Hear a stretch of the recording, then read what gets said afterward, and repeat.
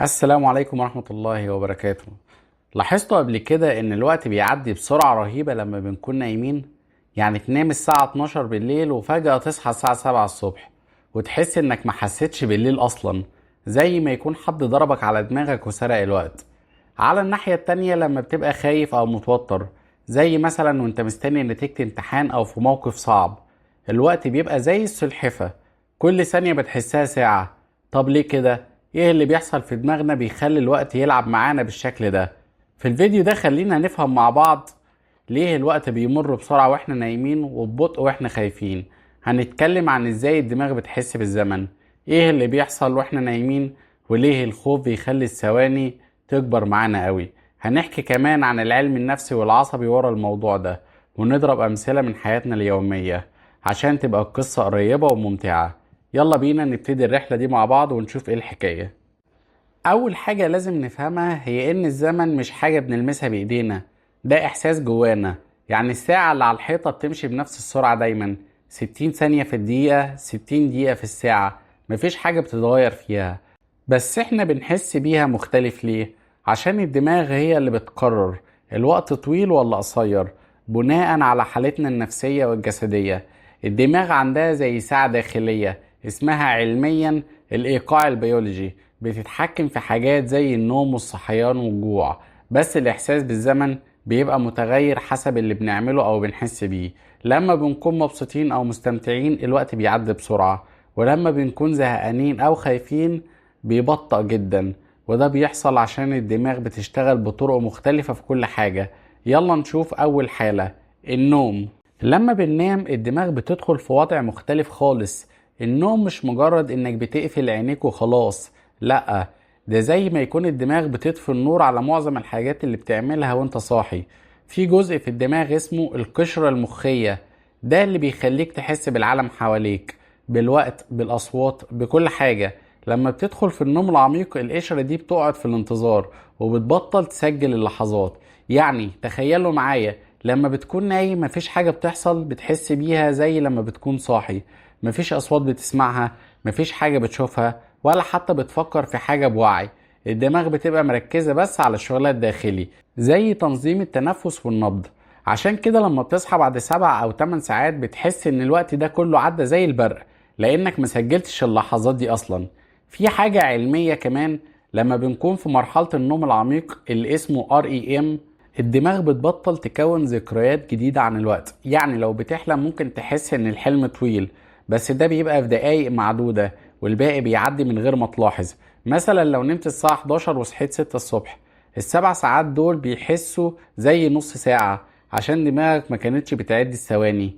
كمان لما بنصحى بنبص على الساعة ونقول يا نهار أبيض الوقت عدى زي كده، وده بيحصل عشان مفيش فجوات في الوعي بتفصل بين اللحظة اللي نمت فيها واللحظة اللي صحيت فيها.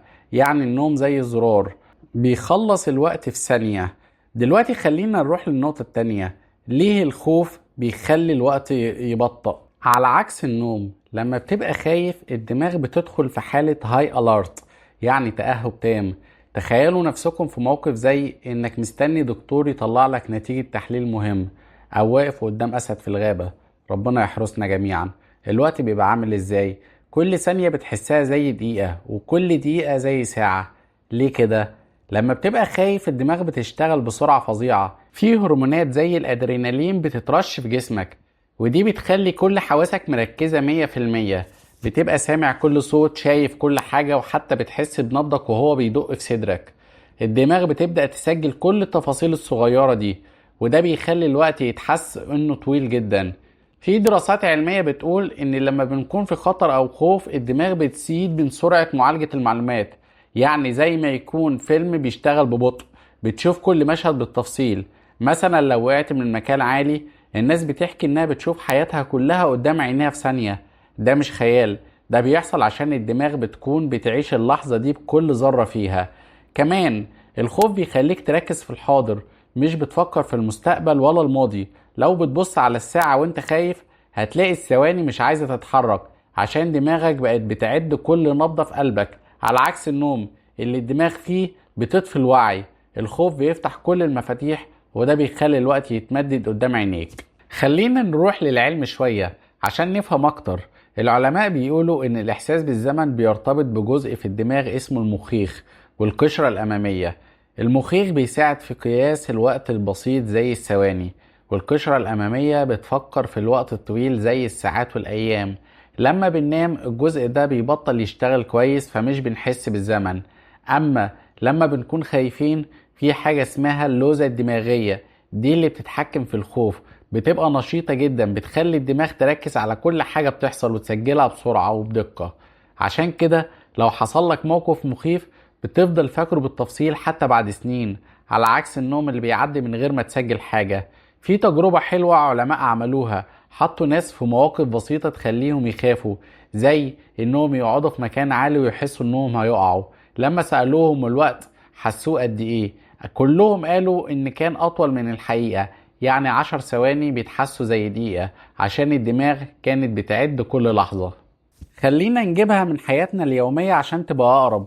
تخيلوا لما بتكونوا في فرح أو بتتفرجوا على فيلم حلو، الوقت بيعدي زي الصاروخ، مش بتحسوا بيه. ليه؟ عشان دماغك مستمتعة ومش بتركز في الساعة. نفس الكلام لما بتكون نايم، الدماغ مش بتعد الوقت، فبيعدي من غير ما تلاحظ. على الناحية التانية لما بتكون في عيادة دكتور الأسنان والمثقاب بيقرب من سنانك، الدقايق بتبقى زي ساعات. أو لما بتكون مستني تليفون مهم، بتبص على الساعة كل ثانية وتحس ان الوقت مش عايز يمشي. ده كله عشان الخوف او التوتر بيخلي الدماغ تعيش اللحظة بكل تفاصيلها. حتى الأطفال بيحسوا بالوقت مختلف عن الكبار. لما كنت صغير كنت تحس ان الصيف طويل قوي، دلوقتي بيعدي في غمضة عين. ليه؟ عشان لما بتكبر الدماغ بتبقى متعودة على الحياة، فمش بتركز في كل حاجة زي زمان. بس الخوف بيرجعك للحالة دي، بيخليك تحس بكل ثانية. الوقت بيمر بسرعة واحنا نايمين وببطء واحنا خايفين، عشان دماغنا هي اللي بتحكم احساسنا بيه. لما بننام الدماغ بتقفل الوعي وبتبطل تسجل اللحظات، فالساعات بتعدي زي البرق. اما لما بنخاف بتبقى في حالة تركيز فظيعة، بتعد كل ثانية وبتحس بيها، فالوقت بيطول قدام عينيك. العلم بيثبت ان الزمن مش ثابت في راسنا، ده بيتغير حسب اللي بنحس بيه. الممتع في الموضوع ده انك ممكن تلاحظ الحكاية دي في حياتك كل يوم. المرة الجاية لما تنام وتصحى تحس ان الوقت طار، او لما تخاف وتحس ان الثواني متلزقة ببعضها، افتكر ان دماغك هي اللي بتلعب بيك. ايه رأيكم؟ لاحظتوا الفرق ده قبل كده؟ احكوا لنا مواقفكم في الكومنتات. ولو عجبكم الفيديو ما تنسوش تعملوا لايك وتشتركوا في القناة عشان يوصل لكم كل جديد. وان شاء الله نشوفكم في الفيديو الجاي. السلام عليكم ورحمة الله تعالى وبركاته.